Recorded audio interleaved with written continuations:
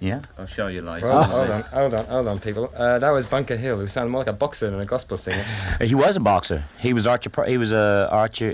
He was Sugar Ray Robinson's ex-sparring partner. He was a boxer. And he was a gospel singer. His name is David Walker. He was the lead singer with the Mighty Clouds of Joy gospel group, very big in the States. Amazing. Listener David Lewis rang up and asked if you would say a little bit thing about the Buddy Holly Waylon Jennings tour you did however long ago that was. Oh, yeah. Well, I did a few things with Buddy Holly before he died. And in fact, I finished his tour for him when he got killed, in Clear Lake, Iowa, and I did a few things with Buddy. You know. I think he's saying that Bob Dylan he must have played somewhere in that territory. Oh, in Duluth, Minnesota. Yes. Yeah. Yeah. Bob Dylan was a kid at the time. In the audience, you know, right. And that's before Bob Dylan. You know, that's when he was a kid. Sure. I guess before he was a musician, you know, or a singer. And Bob Dylan came to see me when I was at the Gaslight in New York City. You know, him and his wife. You know, and he mentioned to me that he was in the audience when I was there, and he was about 13 years old, sitting in the front row. I saw Buddy Holly over here in the front row, but there wasn't no Link Wray on that tour. Right. Well, we got a record here which Ray Toppings brought in, The Kid. You're going to have to tell me about it. Well, The Kid is the same kid, the boy who played on the Bunker Hill thing, I released a thing with him on Polydor called the Mordecai Jones. Called what? Mordecai Jones. But his name is Bobby Howard. He is now racing hydroplanes in Florida. He was a young kid who hung around with us a lot and was very interested in music. And I taught him how to play guitar and piano, and he became a real fine musician, you know. And you were recording all this stuff where? In your little chicken coop? Well, we had a lot of studios. We had a basement. Now, before that, we had the Jack the Ripper and the Bunker Hill thing was recorded in a real old building in Washington D.C. Like you got real nice old buildings here. They had the same thing in Washington D.C. before they tore it down and built all these crappy buildings. You know, they had some real nice old type buildings with the tile floors. You know, and we used to use the bathroom. You know, for the echo chambers. You know, and this was probably done in the Portland building, the same place that Jack the Ripper and the Bunker Hill thing was done. Okay, well, it's sung by The Kid, and I'll have to tell you the title in a minute because it's on the other side of the record. Sleep Tight, okay.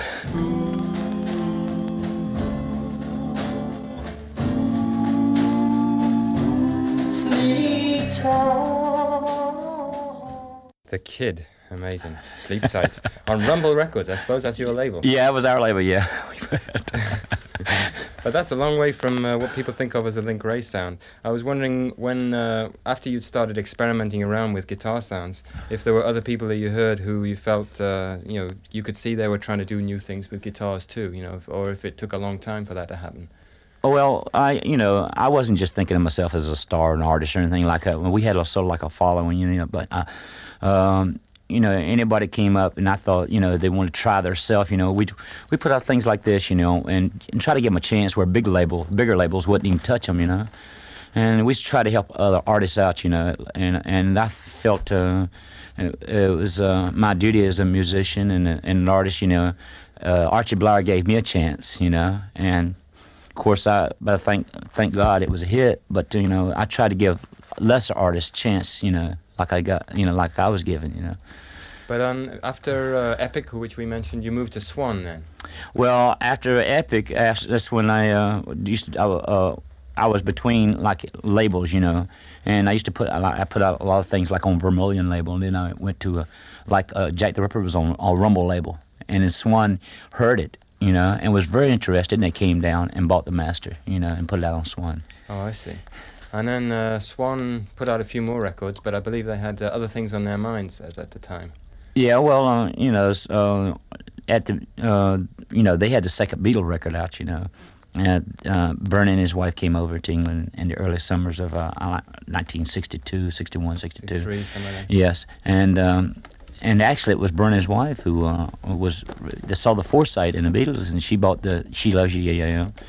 And of course Bernie, put it out. The first time he put it out wasn't a hit, but the second time he put it out was a giant, at the first Beatle thing, So like when I Want to Hold Your Hand hit in America, She Loves You. She Loves You hit bigger, Right. which was nice for them because they were very beautiful people. Bernie Bennett and Tony Mamarella was the most beautiful people in the music business. Really? Yes. They were beautiful people. It's nice to hear artists talking nicely about record companies. They usually come in and. Well, they were like Virgin. They were. I mean, Burning. You know, Swan was a small label. You know, and I really got feelings for small labels because they really, you know, they don't have the power the big labels do, but they have the feeling. You know, the feeling's there. You know. Right. And that means a lot. Okay. Well, I just want to take a sidestep here and play another interesting guitarist to me, Lonnie Mack, and I believe you have a story about this one even. Well, I mean, you know, that's the way Lonnie Mack became an artist, you know, because the singer didn't show. It was a soundtrack, and so they didn't do it. So Lonnie Mack, I think, put his guitar on there. He's the one that brought the Flying V out, and he came out with that unique sound of his, and blam, it was a hit right away for him. And I was really good, really glad. One of the biggest backing tracks in history, Memphis by Lonnie Mack. Right.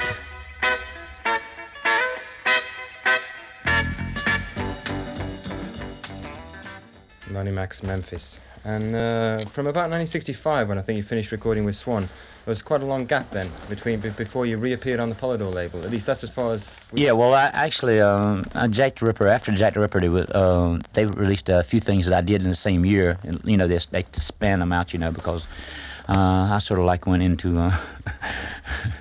back into just playing in the clubs, you know, and playing college dates, and I just got tired of you know, and they split up, you know, and I said to myself, you know, if they're splitting up, you know, why should I get back into the business again? So I made a few albums on a thing called Vermilion label, which is our own label, and sold out the back of my car, you know, and trunk out my car, and we took them to the colleges and sold them, you know, but that was it until Polydor. This was playing in what area was this? This was in Maryland. Mm-hmm. But I mean, I used to do college dates all around the country, like Cornell, Colgate, you know, all over the United States. So you're still making a good living as a musician? Oh, sure. I never did anything else. Amazing. Yeah, but I never.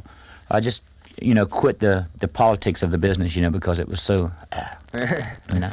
But then you climb right back into it with Polydor. Well, it's just like a fighter, you know. I mean, you know, you're born a musician, you can't do anything else, right? And it didn't take much to dump me back in.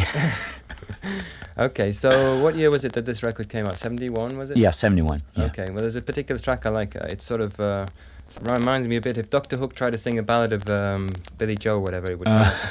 It's actually called The Rise and Fall of Jimmy Stokes. Link Wray singing The Rise and Fall of Jimmy Stokes on his Polydor LP called Link Wray. There have been two more since then on Polydor. Yes, there was a Be What You Want To thing I did in San Francisco, and the Link Wray Rumble, the last one I did for him. And that is the last one you do it for Polydor, Yes, I understand. yes. So now, are you with Virgin permanently now, or is that to be discussed, or what? Well, we're discussing, but 99% sure, yeah. And you're going to come back, you just did that one gig here in the Lyceum on Thursday. Yes, yes. You're going to come back and do some more? Yeah, well, after my wife has her baby, yeah.